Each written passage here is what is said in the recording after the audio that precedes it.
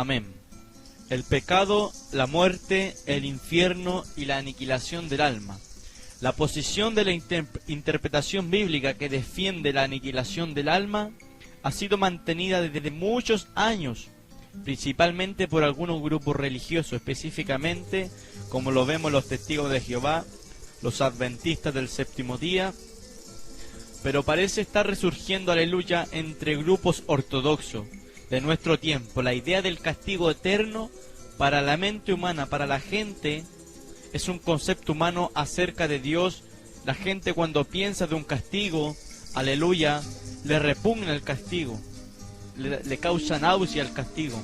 ¿Cómo? Y se hacen ciertas preguntas. Usted puede, cuando predica en la calle, en un cartón de calle, y anuncia el Evangelio de Salvación, se ha acercado gente a mí y me han dicho: ¿cómo puede un Dios amoroso castigar eternamente a los que no le obedecen?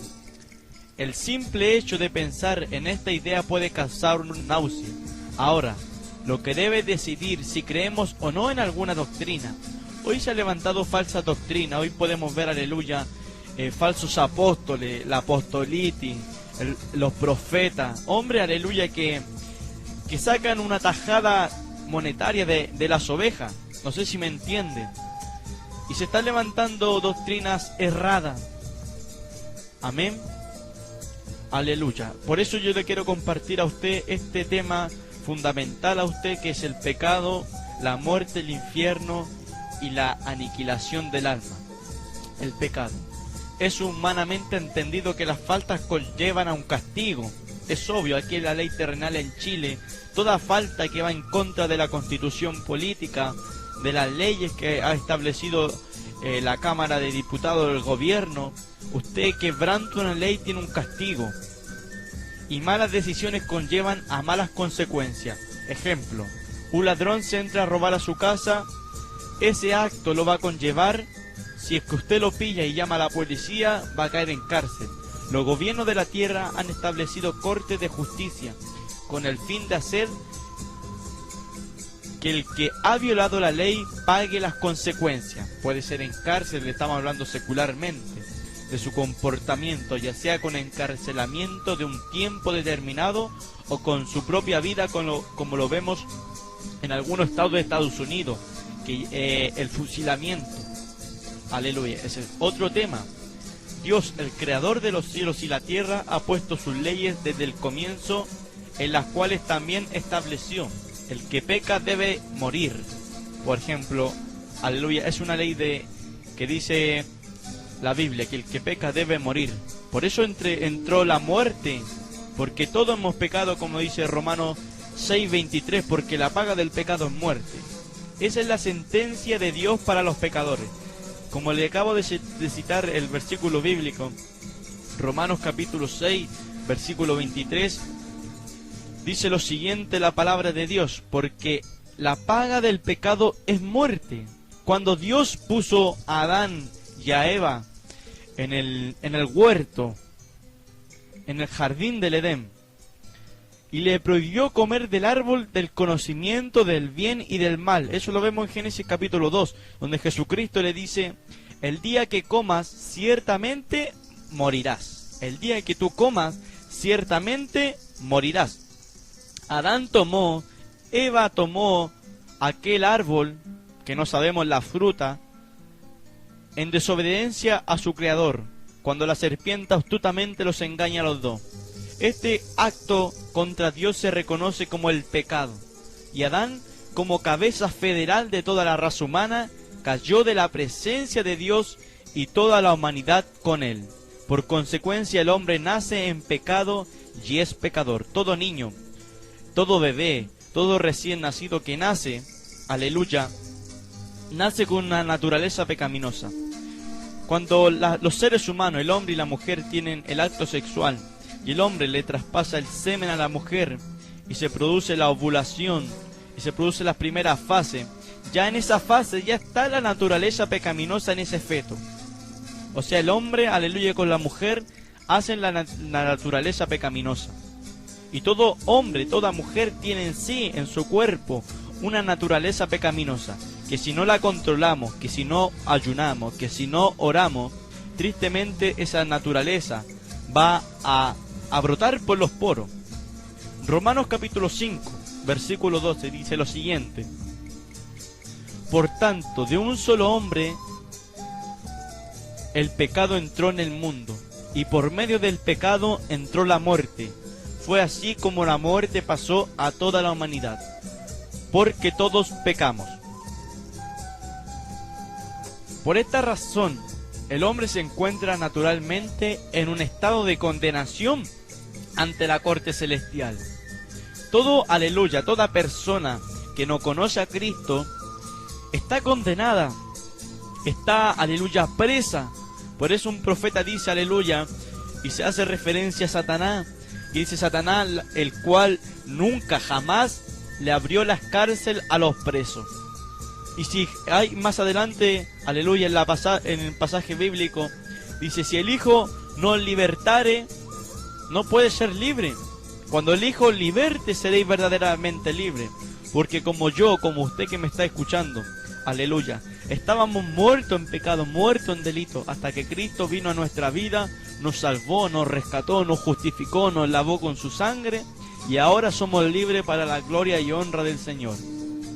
Entonces, la persona, todo hombre está en un estado de condenación ante la corte celestial, que lo declara culpable, es merecedor de la ira de Dios. En Efesios capítulo 2, versículo 2, dice lo siguiente: en los cuales andaban conforme a los poderes de este mundo, se conducían según el que gobierna las tinieblas, según el espíritu que ahora ejerce su poder en los que viven en la desobediencia.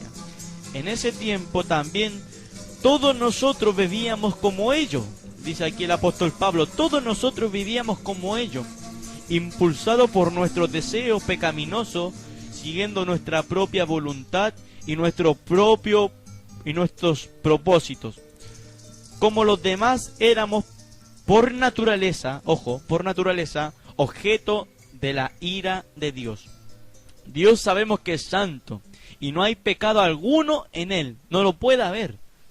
Cuando el hombre pecó, estableció una separación entre la gloria de Dios, aleluya, entre el Dios y la gloria y la desobediencia de Dios. El hombre se hizo culpable de la muerte eterna, aleluya, también conocida como la muerte segunda, porque aquí a través de este estudio vamos a ver las falsas mentiras de los testigos de Jehová, aleluya, y de los adventistas del séptimo día, que son casi lo mismo, ellos que creen, aleluya, que no hay infierno, que no hay condenación. ¿Cómo es posible? Aleluya.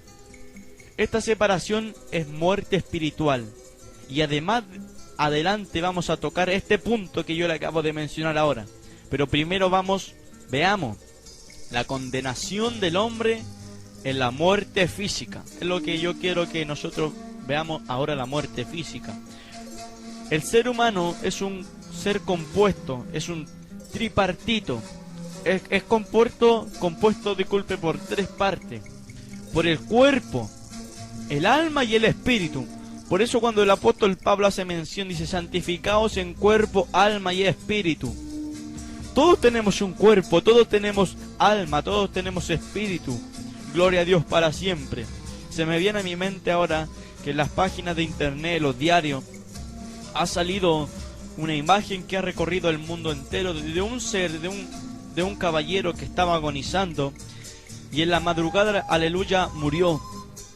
Pero antes que murieran los personajes, los médicos, pusieron ciertas cámaras para ver el alma, si es que el alma existía. Y este hombre expiró su último respiro y las cámaras captaron el alma. Y esa fotografía están en internet. Es cosa que usted se meta, aleluya, no para ver Facebook, ni Twitter, ni ver basura, y sino que se meta, aleluya, para instruirse en la palabra de Dios. Es una parte espiritual, el cuerpo es visible, y una parte espiritual invisible que nosotros no vemos a nuestro ojo humano, que es el alma y el espíritu. El cuerpo se enferma, se envejece y muere, debemos de morir. Nadie es eterno, y también se descompone. No es simplemente no es simplemente que la persona desaparezca, sino que, aleluya, sino que pierde las características que le hacen un cuerpo. No sé si me entienden.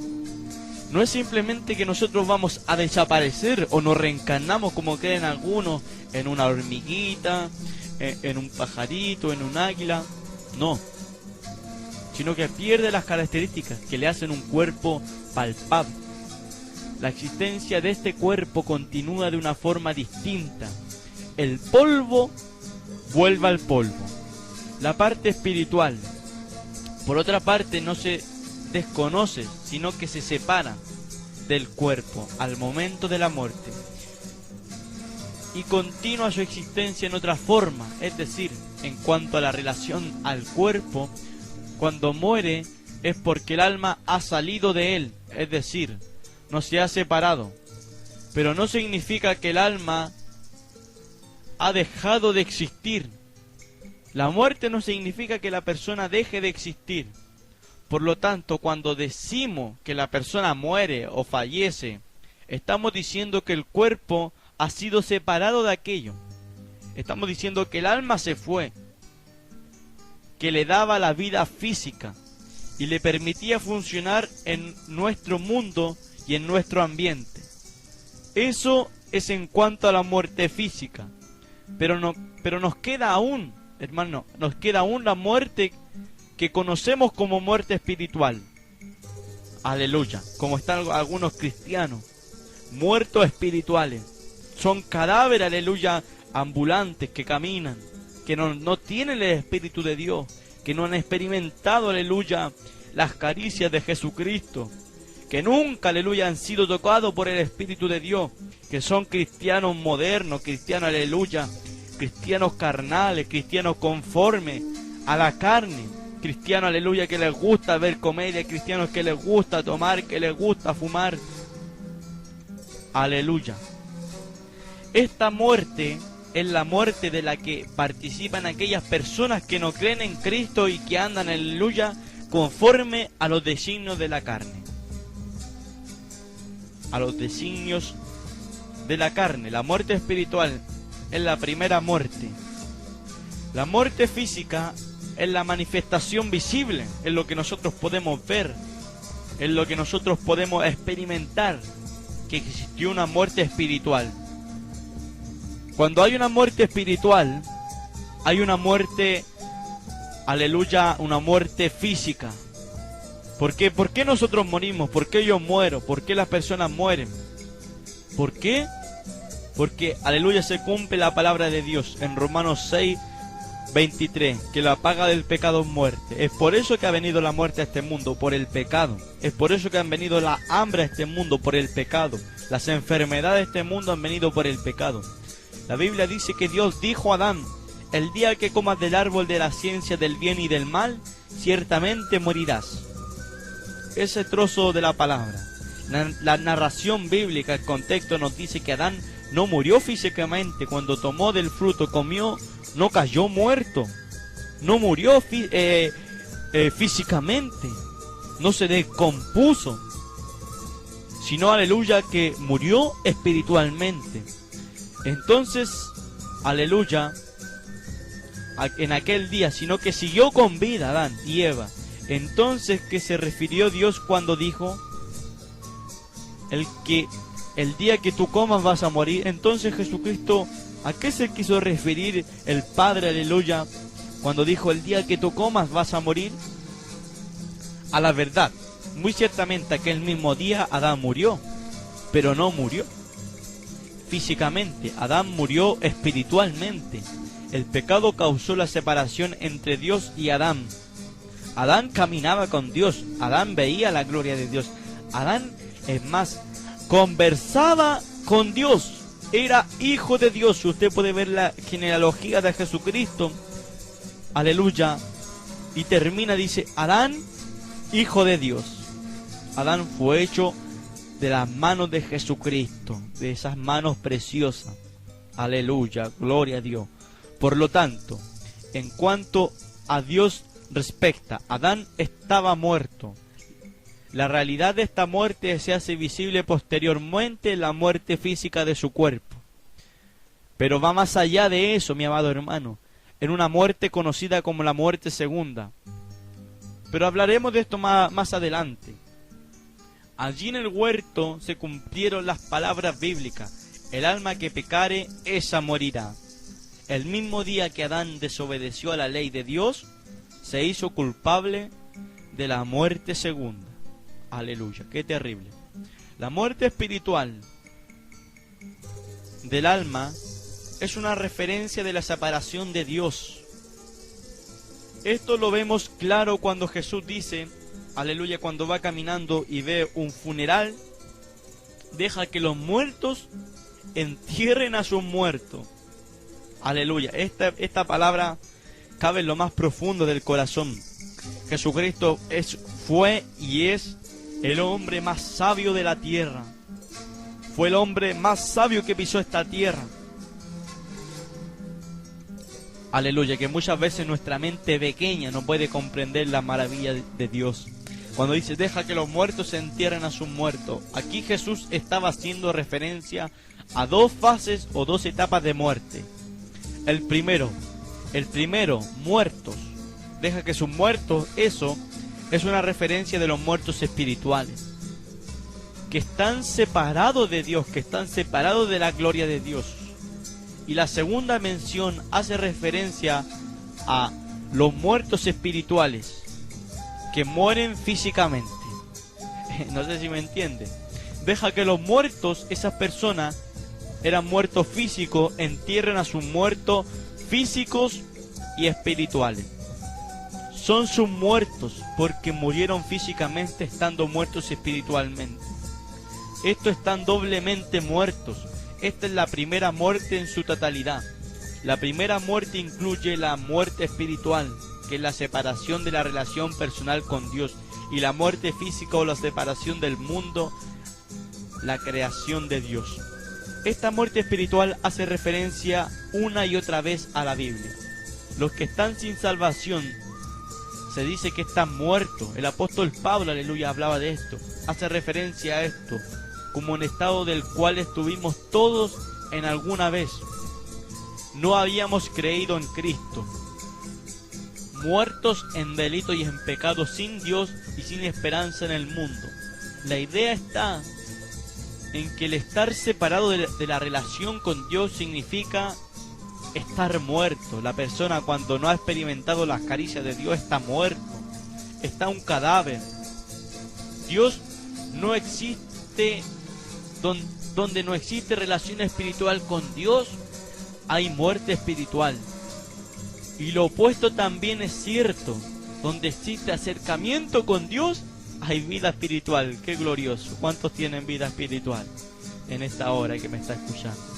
Aunque haya muerte física, si la persona continúa en la condición de muerte espiritual, tal persona recibirá el castigo de la muerte segunda. Qué terrible. La muerte segunda, ya vamos en la muerte segunda.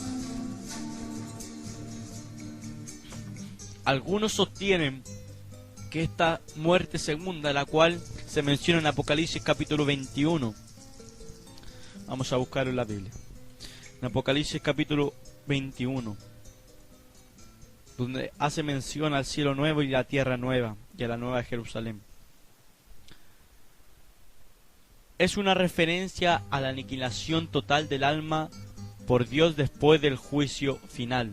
Pero debemos entender que esta muerte segunda no se diferencia en nada a las muertes anteriores en cuanto a que el alma continúa existiendo. Esta muerte es una muerte que indica separación, para que me entienda. Esta muerte es una separación eterna, eterna de Dios. La persona cuando muere ya no tiene potestad sobre sí.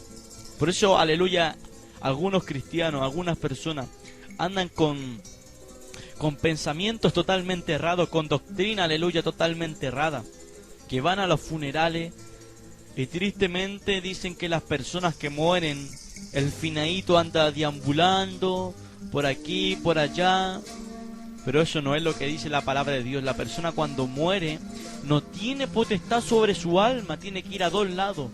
y después de la muerte no hay más oportunidad. Por eso, hoy es la oportunidad para su vida.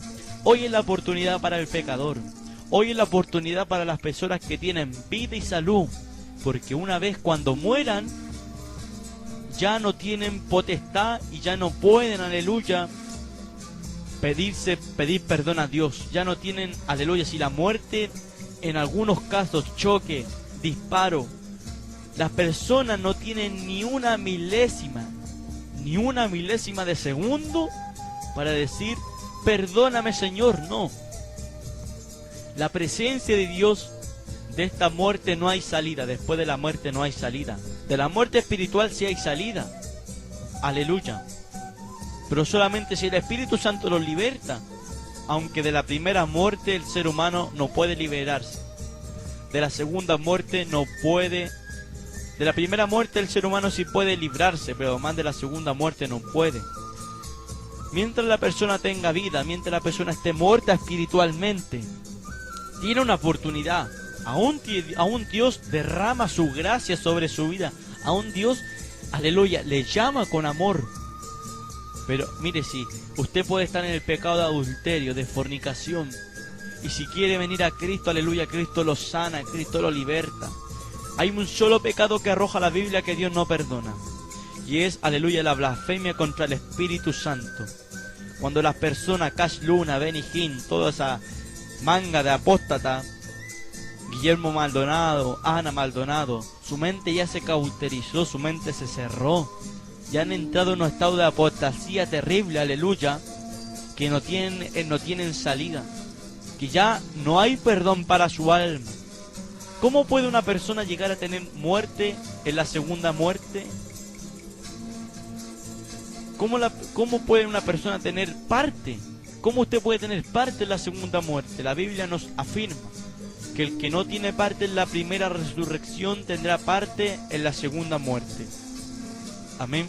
Entonces vemos que la muerte física es la consecuencia de haber participado en la muerte espiritual, en la primera muerte. Pero la muerte segunda es la consecuencia de haber permanecido a la muerte espiritual. Aleluya. Y por eso todos nosotros vamos a morir. Todos vamos a morir. Aunque la muerte física y espiritual produce dolor, el dolor de la muerte segunda es mucho mayor. Esta segunda muerte es la separación eternal y consciente del individuo. Ahora, esta separación va mucho más allá de ser una simple separación de Dios. Ella conlleva una descarga eterna de la ira de Dios. Aquellos que sufran esta muerte sufrirán mucho más pérdida que la que pudieran causar la muerte física. La muerte segunda no es nada comparado al dolor, aleluya, que un ser humano haya experimentado en esta tierra. La segunda muerte, aleluya, no, es un dolor que no se puede describir, no se puede escribir. El dolor de esta muerte es mucho mayor, mi amado hermano, y es eterno. Eso es lo terrible, es eterno. La segunda muerte es el infierno. Ahí está donde vamos, aleluya, a meternos al área para ver lo falso que enseñan los testigos de Jehová. Yo no estoy en contra de ellos, yo estoy en contra de lo que enseñan ellos. Aleluya. Y no es yo, es la palabra de Dios, es Dios. Bendito sea el Señor para siempre. Amamos para que ellos se conviertan, se salgan de esa terrible falsedad y vengan a Cristo. Aleluya, gloria a Dios para siempre. La segunda muerte se estaba refiriendo Dios cuando le habló a Adán de que moriría. Ahora no podemos decir que la muerte a la que Dios se refiere es la aniquilación. No podemos decir eso, es dejar de existir. Porque la misma Biblia, quien nos da la descripción de lo que Dios mismo dice que es la muerte segunda. Vamos a ver. En Apocalipsis, capítulo 21, versículo 8, dice la palabra del Señor: Pero los cobardes, incrédulos, los abominables, los homicidas, los fornicarios, los hechiceros, los idólatras y todos los mentirosos tendrán su parte en el lago que arde con fuego y azufre, que es la muerte segunda. Yo aquí tengo otra versión que dice más: los incrédulos, abominables, los homicidas, los fornicarios, los brujos y los idólatras y todos los mentirosos, su parte será en el lago ardiendo con fuego y azufre, que es la muerte segunda. Cuando hablamos del infierno, de la palabra infierno, nos referimos, aleluya, a la segunda muerte. Esta es la sentencia que Dios y solo Dios ha establecido como consecuencia del pecado: el infierno. Esta es una parte que, aleluya, es difícil de hablar en las iglesias, en los púlpitos, en la calle, en la radio, en la televisión. ¿Por qué? Porque nadie quiere oír de condenación. Ningún ser humano, ningún pecador quisiese ir al infierno. Esto es terrible, mi amado hermano. Y usted que me está escuchando, esto es real. Esto no es fábula. Esto no es mito. Esto es algo verídico, es algo real. La doctrina del infierno es repugnante a las mentes humanas. Pero no es una doctrina sin base escritural. Es una doctrina con base, con mucha base escritural. El hombre que vive en pecado le parece mejor alternativa que creer que el infierno no existe. La persona que vive en pecado, para ellos fuese mejor que creyeran que no existe. Ellos creen que no existe. Al morir, el alma es simplemente deshecha. Como yo le acabo de decir anteriormente, la reencarnación. Pero tal idea es ajena a la revelación bíblica, esta palabra viva y eficaz, más cortante que toda espada de dos filos. Aleluya, a la cual hacemos bien en escuchar. El infierno es un lugar de tormento eterno, donde serán echados todos aquellos que no forman parte de la primera resurrección. La muerte segunda es el infierno. La Biblia nos declara que este lugar existe y ya fue preparado para Satanás y sus demonios. Pero también dice que los seres humanos siguen tras Satanás, también tendrán su parte, porque hay algunos sagaces, algunos astutos que ocupan la palabra de Dios para sus propios fines humanos. Cuando dicen que el infierno solamente está preparado para Satanás y sus demonios y no puede ser para los seres humanos. Aleluya. Pero se olvidan que los que mueren en el pecado tristemente irán al infierno. Aleluya. Por eso, si nosotros estamos con vida, si usted está con vida, está con salud, corra a Cristo, venga a Cristo, acepta a Cristo como su único personal Salvador. Que usted que me está escuchando, hoy es el día que usted venga a Cristo. Mañana puede ser tarde, mañana no lo conocemos. Hoy día podemos estar, aleluya, con ropa, pero más mañana podremos estar, aleluya, encerrado en un cajón, con velas prendidas. Qué terrible. Nadie tiene la vida comprada. Usted puede ir a trabajar y no sabe si va a volver con vida o salud. Usted puede ir al colegio y no sabe si va a venir con vida o salud. Han habido casos, han habido situaciones que personas han salido a trabajar, han salido estos jóvenes a carretear y mueren. Porque nadie tiene la vida comprada, la vida la tiene Cristo. Y Cristo la quita cuando a Él se le plazca. Y la da cuando a Él se le plazca también. Porque para Él sea la honra, para Él sea la gloria, para Él sea, aleluya, toda nuestra alabanza. Lugar de tormento eterno.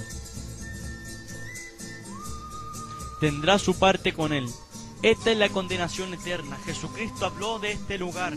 La Biblia describe que el infierno como un lugar donde existe extrema calamidad, un fuego ardiendo, oscuridad, dolor, sufrimiento y llanto. Aquí, aleluya, cabe pensar que en el infierno va a haber oscuridad y el fuego alumbra.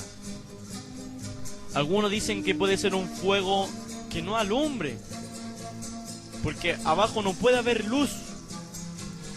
¿Podría ser eso? No lo sé, pero cabe de pensar que podría ser así.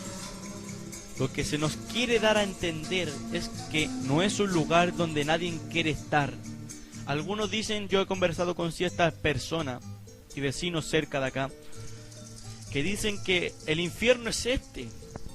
Y yo les respondo, ¿qué infierno más grande? ¿Qué infierno con playa, con verano, con asadito, con anticucho, con cerveza, con Coca-Cola, Fanta? Un infierno. Algunos dicen, no, si el infierno es esto, pero no tienen idea de lo que están diciendo. El infierno, aleluya, es terrible. El infierno es un dolor. El infierno son llamas que a las personas le están atormentando en este minuto. Ellos quisiesen, esas personas que están en el infierno, quisiesen y anhelasen tener una oportunidad, tener un segundo para arrepentirse, pero no pueden. Mire, si Dios mejor dicho, les dijese a esas personas que están en el infierno ahora mismo, ustedes tendrán oportunidad en 3000 años más, una oportunidad. Déjeme decirle que esas personas estarían felices porque tendrán oportunidad en 3000 años más. Pero no es así en el infierno. No hay oportunidad ni en 3000, ni en 4000, ni en 5000 años más. Y nunca más van a tener oportunidad porque ya la tuvieron y era cuando estaban vivos. Igual que las personas que me están escuchando en esta tarde.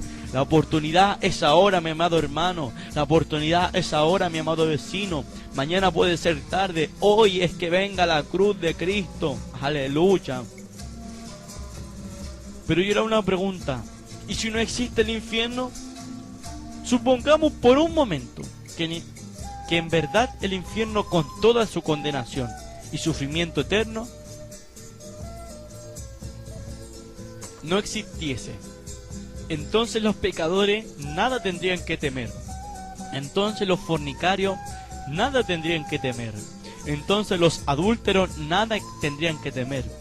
Entonces los violadores, estas personas que se están violando niños, estos curas que se están violando niños, estos pastores mentirosos que se están violando niños, nada tuviesen que temer.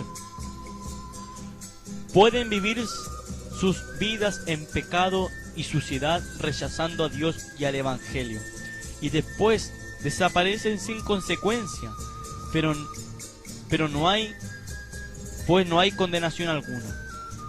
Pero no solo eso, la palabra de Jesús hubiera sido falsa en cuanto a temer al fuego que no se apaga y al gusano que nunca muere, en cuanto a que el infierno es un lugar que se debe de temer, un lugar donde el cuerpo y el alma es destruida. Entonces los creyentes fuimos libertados de la condenación que no existe. O sea, supongamos que el infierno no existiese. Cristo en vano vino a libertar a las personas, porque ¿de qué vino a libertar? ¿De qué? ¿Del pecado? Pero si el pecado, ¿a qué lo va a llevar a usted si el infierno no existe? Esas son cosas que están postulando los adventistas del séptimo día de los testigos de Jehová. Usted pregúntele, entonces ¿a qué vino Cristo? ¿A libertar a quién? Si no hay condenación. Pero eso son, aleluya, cosas totalmente erradas. Eso no es lo que dice la Biblia. Cristo vino a libertarnos de una condenación porque lo dice la palabra de Dios. Cristo vino a libertarnos. Todos éramos esclavos. Todos éramos esclavos del pecado, de un cigarrillo, de una botella de alcohol, de una botella de ron. Todos estábamos hediondos, putrefactos a pecado, mas Cristo nos salvó. Pues no hay ira, no hay condenación. Estas son frases que dicen ellos. No hay ira, no hay condenación, no hay castigo. Solo desaparición. Qué tremendo. El ser que no existe, no sufre, no siente, no padece. Pero eso no es bíblico. La realidad del infierno, eterno. El infierno es eterno, mi amado amigo, usted que me está escuchando en esta hora. La realidad de la vida, la realidad de la eternidad, de la vida, aleluya. Porque algunos dicen, no, yo me voy a vivir allá abajo, yo me voy a mandarme mentira. Allá abajo usted no va a tener potestad de su alma. Usted allá abajo no va a tener potestad de su alma. El único. Por eso Jesucristo dijo, yo les enseñaré a quién debéis de temer. No teméis al que mata el cuerpo, dice Cristo. Porque pueden matar el cuerpo, después nada pueden hacer. Sino temed al que tiene potestad, aleluya, de mandar al alma al infierno o al cielo. Aleluya. Por eso la seguridad está en Cristo. La seguridad está en Cristo. Y hay cristianos que tienen miedo a la muerte. Aleluya. Y hay cristianos que tienen miedo a la muerte. ¿Por qué, mi amado hermano, deberíamos tener miedo a la muerte? ¿Por qué? Si muerte es ganancia, sabemos que nosotros cuando morimos en este mundo, cerramos nuestros ojitos en esta tierra llena de pecado, los abrimos allá en el tercer cielo. Aleluya. Allá arriba. Bendito sea el nombre del Señor. Bendito sea el nombre del Señor. Aleluya. Bendito sea el nombre del Señor. Puede mover al pecador convicto de su pecado y de buscar la salvación que viene de Dios, buscando ser salvo de la ira venidera. Él sabe que necesita a Dios. Usted sabe que usted necesita a Dios y que solo por medio de Él puede ser salvo. Por medio de Él la humanidad puede ser salvo. Porque el único intermediario entre Dios y los hombres no es María, no es el pastor, no es el cura, no es el evangelista, no es el profeta, no es el maestro. El único intermediario, gloria a Dios para siempre, es Jesucristo. Él es el único que tiene la potestad, aleluya, de salvar a usted que me está escuchando en esta tarde. Él es el único que a usted le puede salvar. Miren en Apocalipsis, cuando se ve Juan el amado, Juan el teólogo, ve el rollo. Cuando ve el rollo, dice que se buscó uno digno en el cielo, en la tierra y debajo de la tierra, que fuese digno de mirarlo, aunque sea de mirarlo, pero no se halló. Y yo le hago una pregunta: ¿dónde estaba Pablo cuando se buscó uno digno? ¿Dónde estaba la corredentora? ¿Dónde estaba la Virgencita de Guadalupe? ¿Dónde estaba la herradura que tenía en la puerta? ¿Dónde estaban, aleluya, todas esas cosas? No había ninguno digno que fuese digno de mirar, aleluya, el rollo, sino el único digno fue Jesucristo de Nazaret, el Cristo, el maestro del dolor. La realidad bíblica del infierno le puede mover a escapar a usted de una generación incrédula e impía. Y una vez ha recibido el amor de Dios, le puede amar libremente. Pero muchos dudan de que la Biblia quiere decir lo que dice. Es mejor para el pecador que desea continuar su vida de pecado el pensar que no existe el infierno, o que solo era aniquilado y desaparecido antes de sufrir una condenación eterna en el infierno. Lo triste, mi amado hermano, es que muchos llamados líderes cristianos pentecostales, de nombre solamente, enseñan que el infierno no existe. Esto es lo trágico. Y por eso tenemos que levantar nuestra voz como trompeta, anunciar que sí, que el único que salva, el único que liberta es Cristo, y que el infierno es real, y por eso Cristo vino a libertar esta generación. Que no hay ninguna condenación para los pecadores, tal como dijo la serpiente a Eva en el huerto, Génesis capítulo 3, versículo 4. Pero la serpiente le dijo a la mujer: no es cierto, no van a morir. Aleluya, no morirás. No es cierto, no van a sufrir. Eso es lo que quería decir. No es eterno el castigo. Eso es lo que estaba diciendo. No habrá condenación. Serás aniquilado, Eva, y tú, Adán, también. Y ya todo se acaba. Así le hacen eco al mismo Satanás, quien es el padre de mentira. Que Jesucristo lo reprenda. La realidad bíblica del infierno. Mire, hay una cantidad inmensa de textos bíblicos que aprueban que el infierno existe. Mateo capítulo 5 versículo 22 dice lo siguiente: mas cualquiera que insulte a su hermano quedará sujeto a juicio del consejo, pero cuando quiera que lo maldigan quedará sujeto al juicio del infierno. Mateo capítulo 8 versículo 12: mas los hijos del reino serán echados en las tinieblas, y fuera allí será el lloro y el crujir de dientes. Mateo capítulo 5 versículo 29 al 30: por cuanto si tu ojo derecho te hace pecar, sácatelo y tíralo. Más te vale perder una sola parte de tu cuerpo, y no que todo él sea arrojado al infierno. Y si tu mano derecha te hace pecar, córtatela y arrójala. Más te vale perder una sola parte del cuerpo, y no que todo él vaya al infierno. ¿Qué quiere decir este versículo bíblico? ¿Será que tendremos que cortarlos las partes? ¿Será así? Porque si fuese así, déjeme decirle que habrían gente descuartizada. Aleluya. Pero no es eso, no se refiere a eso, sino que se refiere, aleluya, un ejemplo. Yo le voy a poner un ejemplo a usted. Usted en el mundo era bueno para ver películas triple X, era bueno para ver eso. Bueno, era fiel, era un fiel títere del diablo. Y después usted, Cristo lo libertó, Cristo lo honró con lavarlo con su sangre. Y usted se compra un computador y contrata internet. Después usted se va a meter, aleluya, a ver noticias.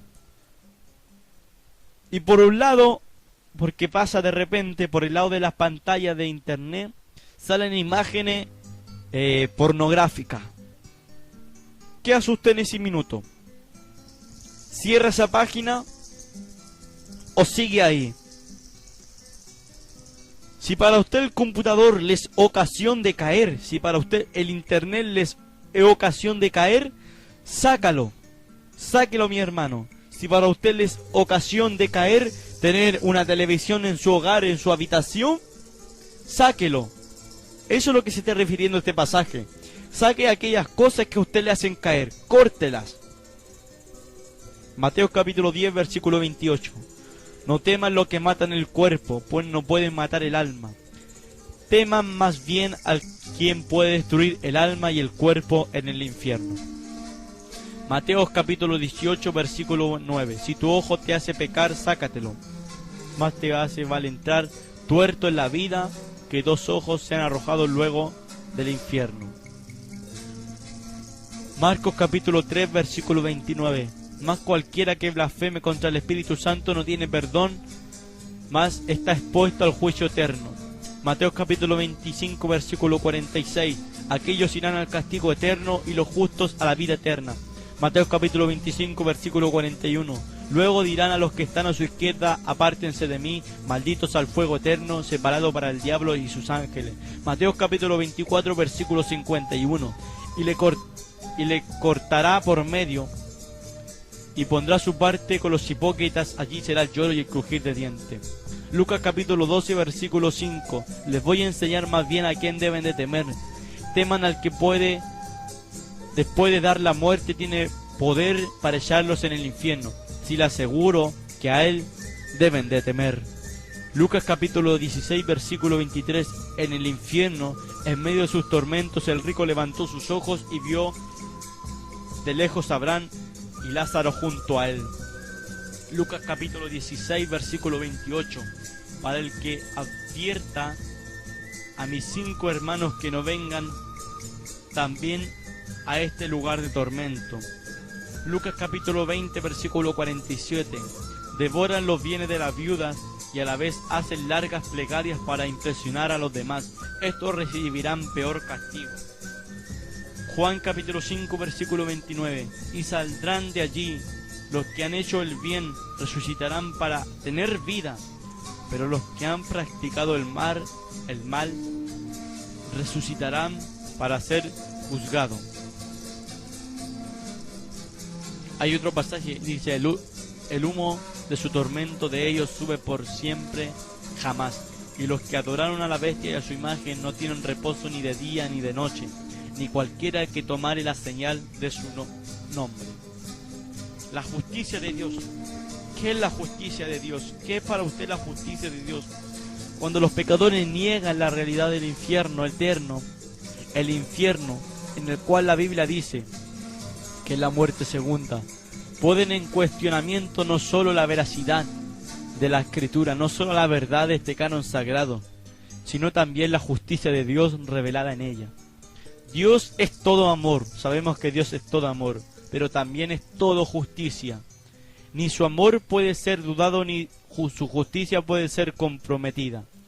Cuando las personas deciden no buscar a Dios, la justicia de Dios demostrada en su ira se hace manifiesta. En Romanos capítulo 1, verso 18 dice lo siguiente: porque manifiesta es la ira de Dios del cielo contra toda impiedad e injusticia de los hombres, que detienen la verdad con injusticia.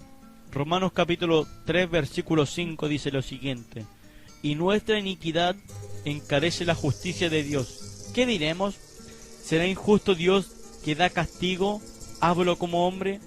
Dios actúa con justicia y con todas sus leyes. Sus leyes son eternas, así lo sabemos, mi amado hermano. Y él ha establecido que el pecado merece castigo de muerte eterna. Y todo el que peca ha de pagar este castigo. Es decir, castigo eterno, por infracción a la ley eterna. Usted se preguntará entonces cómo Dios perdona al pecador. La única manera por la que Dios puede perdonar sus pecados, mis pecados, es si este pecado ha sido perdonado en Cristo. Por eso la Biblia declara que en ninguno otro hay salvación, solamente en Jesús, pues fue Él quien llevó nuestros pecados. Eso lo vemos, aleluya, cuando Isaías, en el capítulo 53, verso 6, dice: todos andábamos perdidos como ovejas, cada uno seguía su propio camino, pero el Señor hizo recaer sobre él la iniquidad de todos nosotros. Y en el verso 11 y 12 dice: después de su sufrimiento verá la luz, quedará satisfecho por su conocimiento mi siervo, pero justificará a muchos y castigará con las iniquidades de ellos. Por lo tanto le daré un puesto entre los grandes y repartirá el botín con los fuertes, porque derramó su vida hasta la muerte y fue contado entre los transgresores. Cargó con él pecado de muchos e intercedió por los pecadores. Jesucristo, aleluya, mi amado hermano, en la cruz sufrió el castigo de la muerte segunda, en lugar nuestro, y de esta manera nos ha librado de la muerte eterna, la muerte segunda. La justicia de Dios se cumplió cuando el Padre derramó su ira sobre el Hijo Jesús. De esta manera nosotros, los que creemos en Cristo y confiamos en este sacrificio bendito, recibimos el perdón. No porque Dios simplemente lo borró, sino que Cristo pagó la deuda que nosotros debíamos. En 2 de Corintios, ahí terminando ya, 2 de Corintios capítulo 5 versículo 21 dice lo siguiente: al que no conoció pecado, hizo pecado por nosotros, para que nosotros fuésemos hechos justicia de Dios en él. Y el apóstol Pedro, en su segunda epístola, capítulo 1, versículo 1, dice: Simón Pedro, siervo de Jesucristo, y a los que habéis alcanzado fe igualmente precisa con nosotros en la justicia de nuestro Dios y Salvador Jesucristo. Cuando las personas promueven teoría, estos personajes, como la aniquilación del alma, están diciendo que no hay condenación para el pecado. Sin embargo, Dios dice: no hay condenación para los que están en Cristo Jesús. Decir lo contrario es contradecir la palabra de Dios. Ninguna condenación hay para los que están en Cristo. Hay para los que buscan a Cristo. Hay para los que se llenan de Cristo. Estos no son los que andan conforme a la carne, sino conforme al Espíritu. No hay temor en el creyente nacido de nuevo, que ha experimentado la primera resurrección en Cristo, y que por lo tanto ama a Dios. Le ama de tal manera que nada ni nadie le puede separar del amor. Y como dijo, para ir terminando, dijo un poeta, él mismo dice en estos simples párrafos: no me mueve mi Dios para quererte, el cielo que me tienes prometido, ni me mueve el infierno tan temido para dejar eso de ofenderte. Muéveme tú, Señor, muéveme al verte clavado en una cruz y encarnecido. Muéveme al ver tu cuerpo tan herido.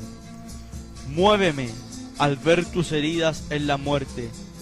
Muéveme tú, Señor, de tal manera que si no hubiese cielo, yo te amara, y si no hubiese infierno, te temería. La realidad bíblica del infierno es tan cierta, mi amado hermano, como el cielo. Aunque quizá muchos no puedan aceptarlo, debemos creerlo, que está así escrito en las páginas santas de Jesucristo que dejó. El infierno es real. Huya hoy mismo, mi amado hermano, de la ira venidera. Huya usted que me está escuchando y pida perdón, y arrodíllese y pida perdón a Cristo, arrepintiéndose de sus pecados. Y quiero terminar con este pasaje bíblico en Apocalipsis capítulo 20, versículo 15 y también 21, 8. Aquel cuyo nombre no estaba escrito en el libro de la vida fue arrojado al lago de fuego. Pero los cobardes e incrédulos, los abominables, los asesinos, los que cometen inmoralidad sexual, los que practican arte de magia, los idólatras y todos los mentirosos recibirán como herencia el lago de fuego y azufre. Esta es la segunda muerte. Yo quiero orar delante de la presencia de Dios para que Dios tenga misericordia de su vida. Si usted quiere aceptar a Cristo, aleluya, le invito a que haga conmigo una oración pidiendo perdón por nuestros pecados. Padre nuestro que estás en el cielo, santificado sea tu nombre, Señor. Gracias yo le doy, mi Dios amado, por tu amor, la misericordia que tú nos das para poder seguir adelante, Señor. Yo reconozco que tú eres verdad y eres real. Líbrame, Dios mío, de esta condenación eterna, Jesucristo. Yo sé, Dios mío, aleluya, ahora que tú eres real y te acepto como mi único y personal Salvador. Ten piedad de mí, oh Dios, lávame con tu sangre y ayúdame a seguir en estos caminos de salvación. Límpiame toda mi falta, todos mis pecados. Aleluya. Y como dijo Isaías en el capítulo 53, molido fuiste por nuestros pecados, que el castigo de nuestra paz fue sobre ti, y por tus llagas fuimos nosotros curados. Gracias, Señor, para ti sea la honra, la gloria y la alabanza. Que Dios te bendiga, mi amado vecino, mi amado amigo, mi amado hermano. Y busca a Cristo, que Cristo viene pronto. Amén.